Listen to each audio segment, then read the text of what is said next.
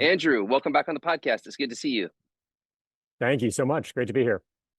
Let's cover the hard-hitting news subjects first.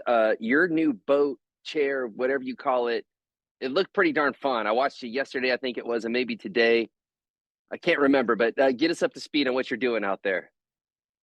Boat chair. It's technically called a wave ski, but for those who don't know what it is, it's basically a kayak surfboard hybrid, or a surfboard with a seat belt is another way of describing it, which makes it very fun and maneuverable when I'm on a wave, and a lot less fun when I'm upside down and strapped into the boat and under the wave while it's doing whatever it chooses to do with me. But I started as a kayaker back in high school, whitewater kayaking in rivers, and when we moved here, I decided to try the sitting down version, and I believe I'm the only person. I can say with confidence I am the best wave skier in Guiones, and also probably the worst, since I think I'm the only one who's been doing it so far. Well, congratulations on that title, and let's bounce into the real nitty-gritty of why we're talking today. Get us up to Yeah. speed on everything that's happening, and I want to kick off by saying thanks for getting involved and doing what you've been doing. It's not fun necessarily raising money and Nosara, except for the night of an event, and even that can be stressful. You went way beyond the standard. You're talking with people individually. You're doing the podcast, like you're doing the unpleasant stuff, man. And that's most people don't know or even understand what's going on. So if you don't mind introducing it to somebody who might be hearing about this for the first time, hit a quick recap and then get us up to speed with what's going on. Yeah, absolutely. And thank you for having me here. So I work with the Bomberos of Nosara on raising money for them for the whole range of emergency services they provide locally here. And as people who've lived here for a while know, the Bomberos here are the fire department. They are the emergency responder when there's a traffic accident. They're the team that shows up when there's a medical emergency in off hours and doctors' offices are closed at 2 a.m. and someone needs help. They do humane removal of dangerous wildlife. They manage the disasters that we get here, floods. And they also run, this is really important, the beach lifeguard programs that we have. And notably, are those beach lifeguard programs, which they launched going on 3 years ago, there hasn't been a drowning on the Nosara beaches since they launched those programs, which is So kind of wood to amazing knock her because on around. Like, holy shit. yeah, seriously, sorry, no, Chris, I mean, look, that's amazing. and that may, yeah, I mean, obviously that can't, it's not a, at some point there will probably be another tragedy, but for those of folks who've been here for a while, you'll remember that we used to have at least a drowning and often several drownings each year on the Nosara beaches. And those lifeguards, not just by being able to go out and rescue people, but also by being able to walk the beach and talk to people and tell them when they're in a zone where there's a rip current or a dangerous current or rocks or other things to be cautious about, have been able to really make our beaches infinitely safer and save lives. So those are their programs. I think all of us agree those are critical to saving lives in Nosara. I mean, every one of us knows that if we have a traffic accident, if there's a fire on the hillside next to our house, if someone we know is on a beach and about to go swimming in a rip current, those are the types of things that can turn into a tragedy very quickly. The Bomberos do all this with private funding only. They don't get a dime from the government. And what that means is historically, they've had to try and scrape together whatever money they could over the course of the year to fund their programs and keep the trucks fueled and people and lifeguards on the beach. About a year and a half ago, they ran into a massive financial crisis because their programs had expanded, the need for their services had expanded, but their donations had not. And we launched an effort to try and convince all of the residents of Nosara to make a voluntary contribution at some level that made sense for them. So every month, making a contribution at the same level. $60 is what we're hoping a lot of people can do, but if you can do 40 or 20 or even $10 a month, whatever amount works for your family, or ideally $200 a month, whatever works for your family, make sure that they get that monthly funding they need to pay their bills and keep all these life-saving personnel on the streets helping save us. So we launched this in October of last year when they ran into a significant financial crisis. We've made huge strides. We're more than 2/3 of the way to covering their monthly budget, but we've been running a deficit for the past year. And when you run a deficit, eventually you run out of money. So right now we're bumping exactly into that old challenge again. I think we are able to turn the corner here. I think we're going to be able to get them over the top, but only if everyone who has the capacity to give and sign up at as a monthly donor takes the opportunity to basically log onto their website and do so. Did I hear you right saying that if we can get each family even to do those lower dollar amounts, you're saying that we could make it okay? Did I hear that right? Absolutely.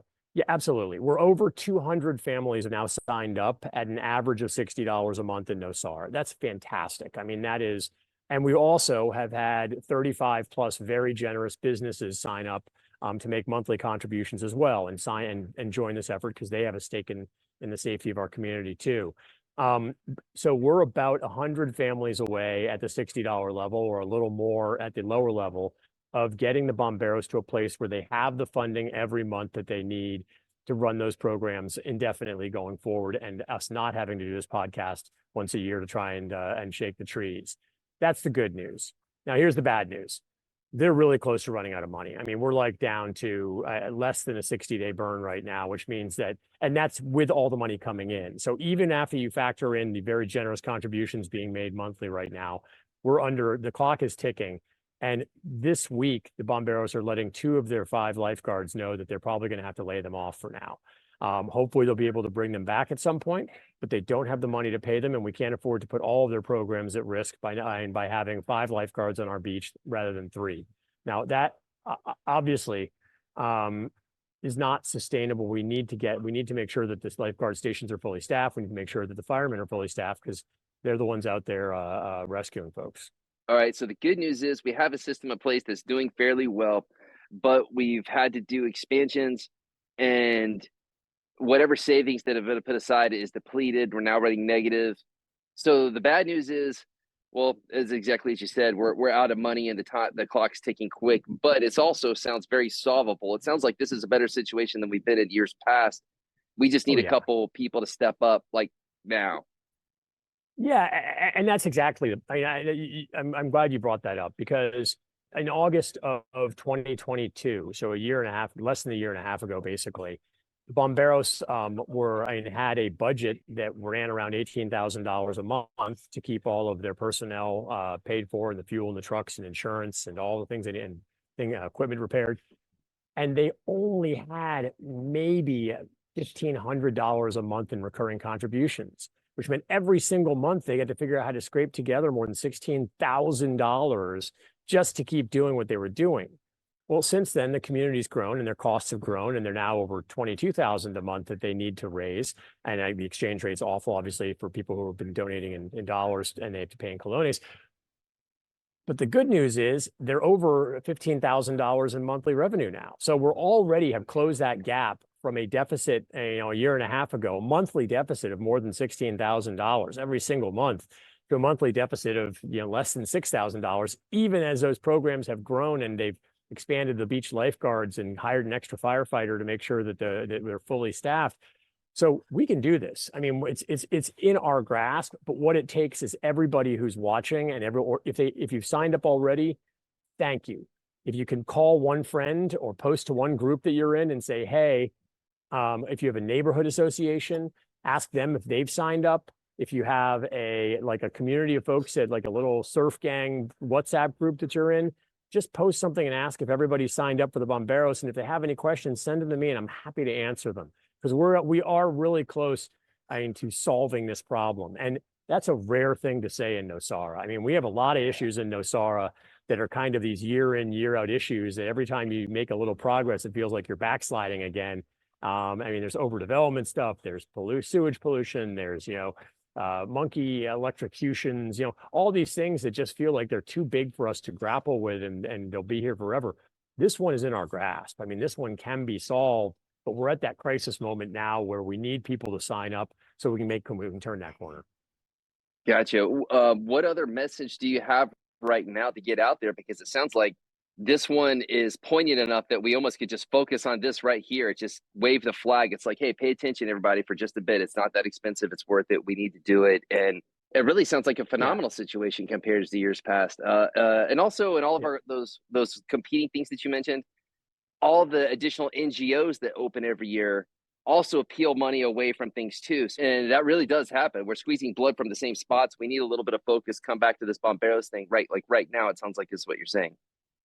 Yeah, and actually, I would even flip it over to the optimistic side. So we don't want to be competing with those guys, like because they're providing somewhat different services. I mean, the Bomberos are providing a core emergency service for our community. Their municipal service is important as the police, as important as making sure your water stays on, which means that it should be a monthly, I mean, cost of living here at some level that people say, yeah, I know that's important. I know they may save my life or my family's life or my renter's life, and I'm willing to put in this amount each month to take care of that. And just like I would pay for my home insurance or my any other type of insurance that protects me. Those other charities do great causes. And we don't want to be out there every year trying to take money from like, that could be contributed to them instead. Once we get to self-sufficiency, there may still be some occasionally large initiatives, but it means that there'll be one less voice clamoring at the table of really good nonprofits here saying, I need to raise money this month or I'm going to go out of business. Yeah. Hey, well, thank you again, like I said at the beginning, for helping set up this format because it sounds fantastic. Yeah, I mean, obviously, outside of the initial we're about to run out of money, we're all screwed part. If we can solve that, it sounds Yeah. like it's pretty fantastic. Yeah. So let me encapsulate it all in one message. Fundthebomberos.com. Easy as pie. FUND thebomberos.com. Go there. You can pick any amount that you want to sign up at. If you've already signed up, just ask one friend. Ask one friend if they've already signed up. Post it to one group. Just take one step additionally to see who else that might not have heard about it yet, might not know they should sign up, or might not have gotten that extra little push to do so. And I think we'll get there. And then this becomes the model service that we have here. The Bomberos, it is by far the best in Costa Rica, provides the broadest range of services, saves the most people. We will have that service funded for the foreseeable future, and we can turn our attention to some of the other challenges we're facing. Right on. Thank you very much. Just if I can get a little crazy here, are you willing to block and give everybody one wave on the wave ski for each family that'll sign up after they hear this? I will happily give a wave. I will roll my wave ski. I will flip it over. I will do whatever stunts my old and weak body can perform for folks who are able to do it. Happy to do it. Okay, I look forward to that. Thank you very much, sir. I really appreciate this and what you're doing, and I look forward to getting to know you further and watching you surf. And just thanks for what you're doing. No, my pleasure. And thank you so much, Rich. I don't think people will tell you enough because you're always having people on to talk about their causes, which is amazing. But you are the glue that holds together so many of these initiatives that are vital for the future of Nosara.